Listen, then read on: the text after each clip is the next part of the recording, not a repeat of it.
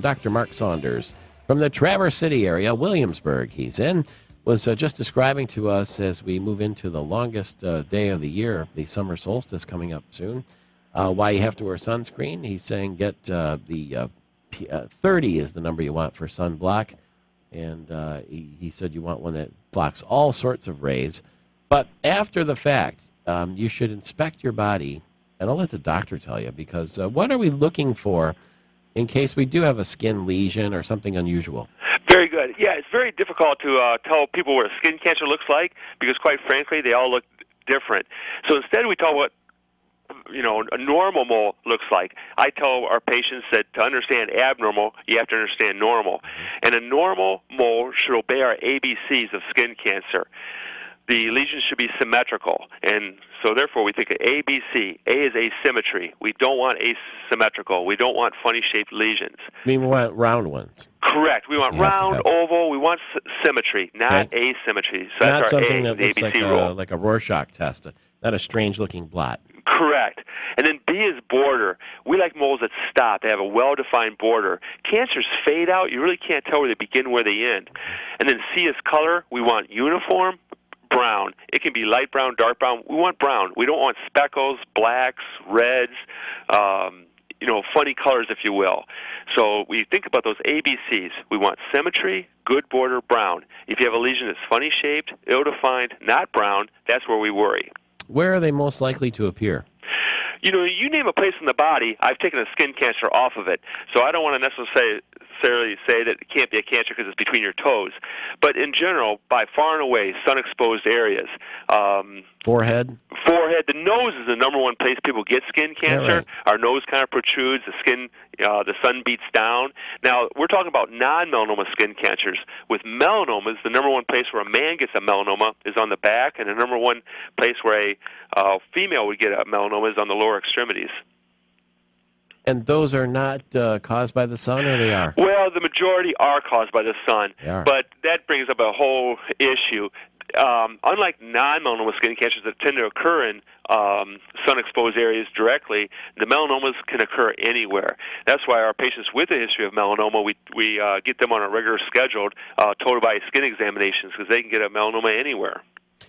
Is it a good idea, I'm guessing then it is, maybe I've heard this somewhere, to have somebody have a look at you because there are parts of you that you can't see very well? I think that's a wonderful idea. I just mentioned the number one place where a man gets a melanoma is on our back, and we can't see our backs. So it's great to have someone who has good eyesight to take a look at your back every so often. Someone's got to have your back. We have your back. That's right. All right.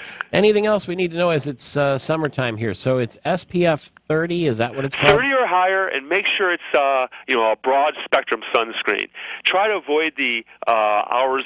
If you can, our summers are too short. We want to enjoy life. Yeah. If you can plan your days, try to do outdoor activities before 10 or after 4.